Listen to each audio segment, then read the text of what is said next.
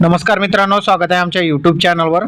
तर मित्रांनो, भारत सरकारच्या हवामान विभागाकडून मिळालेल्या माहितीनुसार राज्यामध्ये 8 तारखेपासून ते 12 तारखेपर्यंत कशा प्रकारचं वातावरण असणार आहे ते आजच्या व्हिडिओच्या माध्यमातून आपण बघणार आहोत।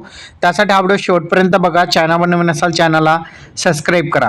तर मित्रांनो, पालघर, ठाणे, मुंबई, रायगड, रत्नागिरी, सिंधुदुर्ग, धुळे, नंदुरबार, जळगाव, नाशिकचा डोंगराळ भाग, अहिल्यानगर, पुणेचा डोंगराळ भाग, कोल्हापूरचा डोंगराळ भाग, त्याचबरोबर साताराचा डोंगराळ भाग, सांगली, सोलापूर, छत्रपती संभाजीनगर, जालना, परभणी, बीड, हिंगोली, नांदेड, लातूर, धाराशिव, अकोला, अमरावती, भंडारा, बुलढाणा, चंद्रपूर, गडचिरोली, गोंदिया, नागपूर, वर्धा, वाशिम आणि यवतमाळ अशा महाराष्ट्रामधील 36 जिल्हे आहेत। आणि या 36 जिल्ह्यामध्ये आपण जर बघितलं तर या ठिकाणी आपण बघितलं तर 8 तारखेला संपूर्ण महाराष्ट्रामध्ये हवामान कोरडे असेल, तापमान थोड्या प्रमाणात तुम्हाला जाणवेल।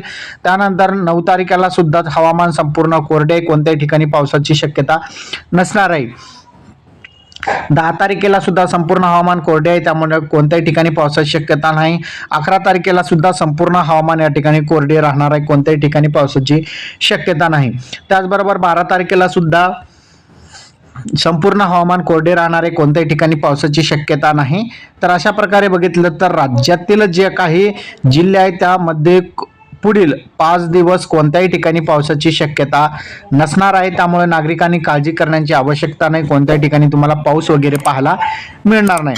तुम्हाला हा व्हिडिओ कसा वाटला कमेंटमध्ये नक्की सांगा। चॅनलवर नवीन असाल चॅनलला सबस्क्राइब करा। धन्यवाद।